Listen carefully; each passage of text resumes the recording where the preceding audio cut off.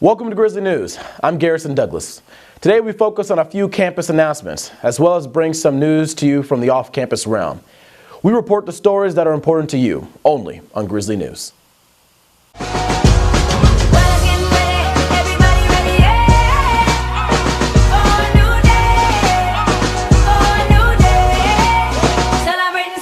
Spirit Week has arrived, and you can already feel the increased energy on campus. It's day 2 and the events are just getting started. This Friday we have the first GGC RSO Olympics, which undoubtedly should be fun. We'll also have the Roar Awards coming up on April 21st. Faculty, students, and RSO leaders come together to honor the RSOs and student leaders that best exemplify GGC's 4 pillars: service, creativity, scholarship, and leadership. It should be a great event, as Mamani Morena will be hosting the award ceremony. Elsewhere on campus, our Grizzly sports teams are kicking butts and taking names. As Donald Trump would say, they win so much all the time that we may get sick of winning so much. I personally doubt it. But baseball, softball, and men's tennis all walked away this past week with sweeping victories, with men's tennis beating the top-ranked Emory University. The baseball team will also be playing Emory this week at the close of Spirit Week at 6 p.m. Tickets are free for us Grizzlies, so don't forget to come on out and cheer on your Grizzlies. But we'll have to leave it there. We'll be back with more news after the break. Hi, I am Mamadi Morena, hosting the 2016 JGC Roar Awards. Come watch me host the Roar Awards before Donald Trump has me arrested or deported. The War Awards, hosted by Mamani Morena on April 21st in Elvis, only at GGC. I do what I want and I get what I want. You're under arrest for insider trading. No struggle, baby! You're fighting with the wrong redhead. You gotta get it together. Start tonight by taking Rachel to her Dandelions meeting. Our troop came in with $100,000. Oh, my way back. Hey, this is where we sell rejects. Uh-oh. That batch is burnt. The Boss, rated R. The International Consortium of Investigative Journalists, which obtained the 11.5 million documents from the Panamanian law firm Mossack Fonseca, said Wednesday that it would begin considering requests from other news outlets to review the files. The invitation, which benefits ICIJ's collective approach to the story, is likely to hasten revelations about the shady financial transactions linking some of the world's most high-profile politicians, business leaders, and celebrities. Marina Walker, ICIJ's deputy director, said Wednesday that the group would consider granting access to news organizations where it would advance their efforts. We don't promise to give access to everyone, but we will make decisions based on countries we haven't worked in and expertise that may be useful to the team, Walker told Variety. We will consider anyone, Walker continued. We would not only consider big outlets, but also small weeklies if we have reason to trust that there are good investigative reporters there, that they really want to be collaborative, and that they want to do good stories. The New York Times, the Washington Post, Bloomberg, and other leading American news organizations have reached out to ICIJ in recent days to request access to the papers. Despite the fact that the ICIJ is made up of nearly 400 journalists from more than 100 news organizations, America's top media outlets were largely caught off guard by the news of the leak, which broke on Sunday. The American news organizations included in the consortium are McClatchy Newspapers, the Miami Herald, the Charlotte Observer, Univision and Fusion, Columbia University, and the International Center for Journalists. The Panama Papers release has already forced Iceland's prime minister to resign amid conflict of interest charges over a company he and his wife allegedly set up in the British Virgin Islands. The documents also allege a clandestine network involving associates of Russian President Vladimir Putin and business ties among a member of FIFA's ethics committee and men whom the United States has indicted for corruption. Now, the U.S. election is dominating the news cycles these days, but there is another race that may not be on your radar, but very well should be. The next United Nations Secretary General.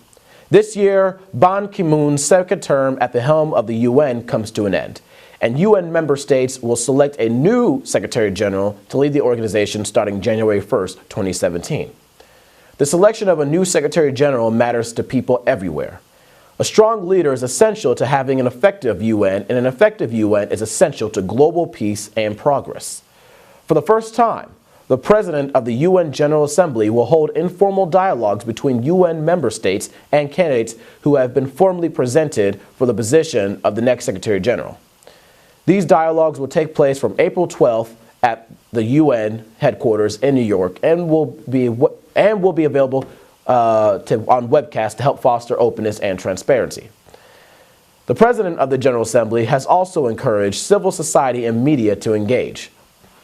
The dialogues are an opportunity for candidates to present their visions and skills, as well as for member states and others to express their expectations for the next Secretary General. In other news, a long-standing American pop tradition has finally come to an end. American Idol ended its run Thursday night with a win that left even the judges surprised. Mississippi farm boy Trent Harmon beat out fellow Mississippi resident LaPortia Renee to become the winner of Idol's 15th and final season. Renee had been heavily favored to win, having spent almost the entire season being lauded by the judges and fans for her strong vocals. But Harmon, another fan favorite, gave her more than a run for her money during Wednesday night's competitive show. After host Ryan Seacrest announced 25-year-old Harmon as the winner, Judge Harry Connick Jr. could be seen mouthing the word, "Wow." It was a big end for an equally big night, with many of the reality competition's alumni returning to take the stage. Big names like former contestant and Oscar winner Jennifer Hudson were joined by some of the characters like rejected contestant William Hung, who die-hard fans remember from over the years. Audience members were thrilled with the surprise appearance of Simon Cowell, who joined his fellow original Idol judges, Randy Jackson and Paula Abdul, on stage to pay tribute to Seacrest and thank fans for their support over the years. Inside the Dolby Theater, the 2-hour broadcast had the feel of a festive funeral, with audience members hyper-aware that they were attending the show's final act. Season 1 winner Kelly Clarkson pre-recorded a medley of some of her biggest hits. Because she is near to giving birth to her second child, country superstar and Season 4 winner Carrie Underwood performed with one of this season's judges, Keith Urban. Underwood later returned to the stage to sing a rousing rendition of her single, Something in the Water. Urban wasn't the only judge to get his groove on. Jennifer Lopez used the finale as an opportunity to debut her new single, Ain't Your Mama, before launching into what appeared to be a mini version of her All I Have Las Vegas show. The show opened with President Barack Obama using the audience votes on Idol to point out the need to register to vote. Not all of us can sing like Kelly Clarkson, but all of our voices matter, the president said, while encouraging folks to head over to vote.gov to register. This show reached historic heights not only because Americans watched it, but because you participated in its success. That was followed by blasts from the past, including host Brian Dunkelman, who famously left the show after the first season, as well as a bevy of former contestants who performed. Longtime fans of the show who lucked into tickets sat among past contestants and Hollywood executives and shared their disappointment about the end. In a nod to the show's importance to the Fox network, 21st Century Fox executive chairman Rupert Murdoch attended the finale with his new bride, Jerry Hall. The show ended after 15 seasons, juggernaut ratings, thousands of aspiring superstars, and way too many covers of Whitney Houston songs. Thursday night's send-off was without a doubt a historic moment for television. Idol was a shining star, more popular than any other regularly scheduled American TV series since the turn of the 21st century. It smothered the competition. It changed the Fox network's fortunes and spawned countless competitors and rip-offs around the world. In TV, that's magic.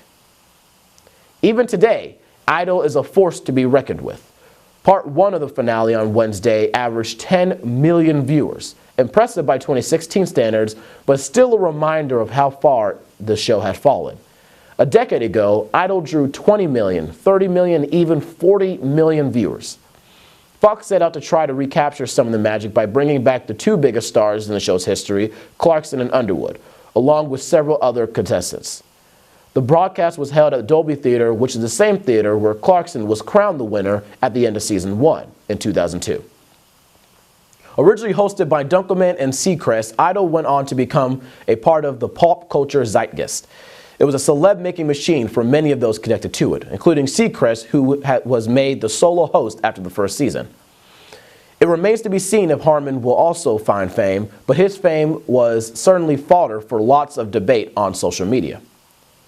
So why is Idol ending now? Because it kept getting more and more expensive to produce while reaching fewer and fewer people. Fox has wagered that retiring the brand makes more sense than trying to keep it going. People associated with the show admit that the time feels right for a series finale. And yet some of them are confident this is just a break. The show's creator, Simon Fuller, is already plotting a comeback, telling The Hollywood Reporter that the next iteration will feel more interactive and have a youthful glow. Idol will certainly be coming back for sure, he said. Seacrest seemed to confirm that on Thursday night when he ended the show by saying, "Good night, America, for now." But elsewhere in the entertainment world, Charlie Sheen may be in trouble again. The actor and Hollywood bad boy is a suspect in an ongoing criminal investigation involving alleged threats Sheen has made, according to the Los Angeles Police Department.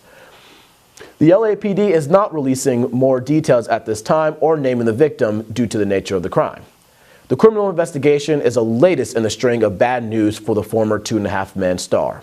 His former fiancée, Scottine Ross, filed a lawsuit in December accusing him of assault, battery, false imprisonment, and failure to disclose to her that he was HIV positive. The lawsuit alleges on several occasions Sheen locked Ross in the bathroom, pushed her, dragged her by the arms, placed her in a chokehold, and pointed an unloaded gun at her and repeatedly pulled the trigger. Ross, an adult film star known as Brett Rossi, and Sheen were in a relationship from November 2013 to October 2014, according to the suit. Sheen's attorney has denied the allegation, saying Ross is trying to extort money from the former Two and a Half Men star. Now, the actor has been mostly out of work since his FX series Anger Management was canceled in December 2014. After several years of erratic behavior, Charlie Sheen announced in November that he is HIV positive and that his hard partying days were behind him. The LAPD said its threat management unit is leading the investigation. But stay tuned, we have more for you after the break. We'll be right back. Come watch Momedy, the second funniest guy on campus, host the War Awards. Wait, why not number 1?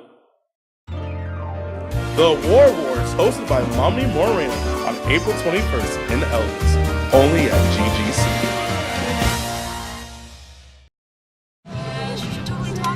No, I don't know though. I'm scared. I mean, you're so...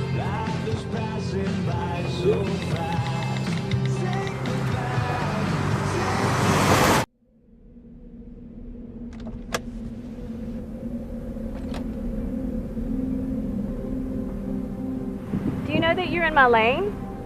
No, not at all. Are you not paying attention? Are you texting? I was just checking in with my mom. I was telling her that I thought we'd be home by 6. It's okay. There's enough time. Just pay attention. I'm not even halfway through my text. There's no way. I'm not even going to look up. My babies are in the car. You have to pay attention. It's just supposed to be a quick text. I'm so sorry.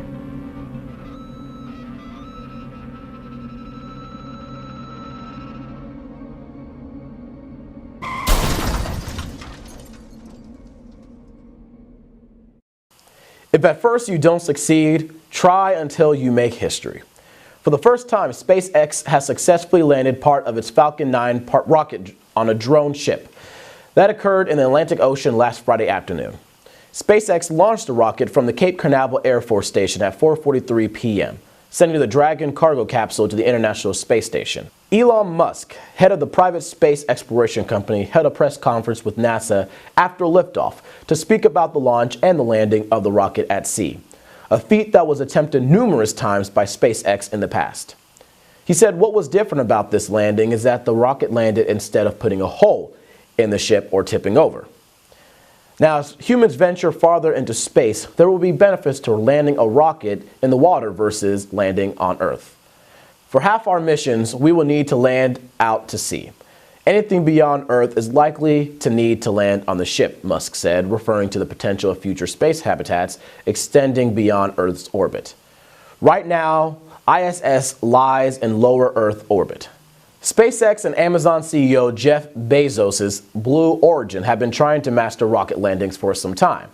SpaceX's landing could lead to possibilities of the company reusing rockets for future launches, potentially saving the company money and even time.